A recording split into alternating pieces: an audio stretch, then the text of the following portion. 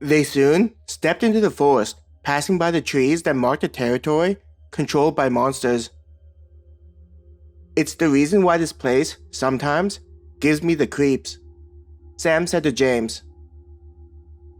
There definitely is a sense of dread that you feel upon entering this place. It's like there's a perpetual stain in the air, Raoul said softly, as though not wanting to draw the attention of whatever controlled the forest. Maya shivered at Raoul's words. I'm glad for the new equipment that we got, Kate said from the front. She now had her visor down, her entire body protected by the metal armor she wore. Before, the large shields that she carried looked silly, especially on the dining level. But in the forest, James was glad that Kate had chosen such heavy armor. With her in the front, there was little reason to be concerned. Let's slowly get into position, Mim said to all of them. Now that we're in the forest, we need to be ready for any encounters. Celine looked to Mim and nodded before she headed off ahead of them. I guess that she's going to be our scout and alert us of any movement from monsters, James thought to himself. Sam slowed his pace so that he was now behind them to protect their rear. With their group now having 2 people that were heavily armored, it allowed them to not only be ready for attacks from the front, but also from the rear.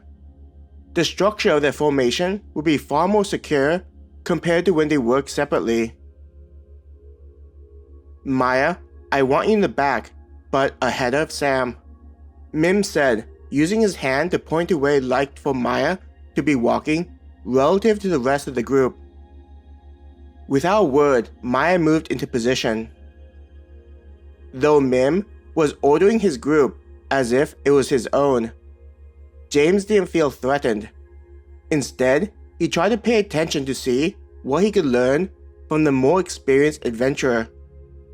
So far, Mim hadn't directed anyone into a position that he, himself, wouldn't have moved them. Seeing that Mim was organizing the group in a similar way as he would made James feel reassured. It let him know that there's no obvious mistake that he made while leading his own group on requests, which was essential to understand. It was always possible that James had done things ineffectively, which wasn't just poor leadership, but also would have put everyone at risk. James mentally sighed in relief.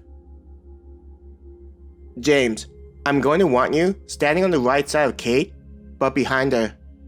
You'll support her immediately upon seeing any monsters, Mim said to him. Nodding, James picked up his pace so that he was just behind Kate, but off to her side.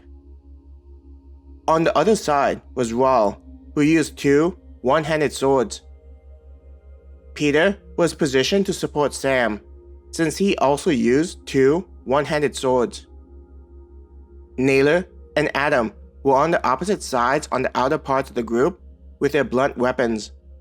They'd be close enough that if either Sam or Kate were being attacked, they could provide support.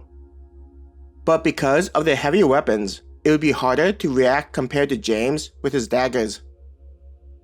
In the center of the group was Mim, who would be able to watch everything that happened and adapt to the situation. James felt good about where they were now that they were in their formation.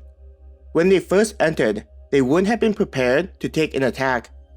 But with how things were currently, they were much safer, which was best in a dangerous forest where monsters could be hiding behind any tree.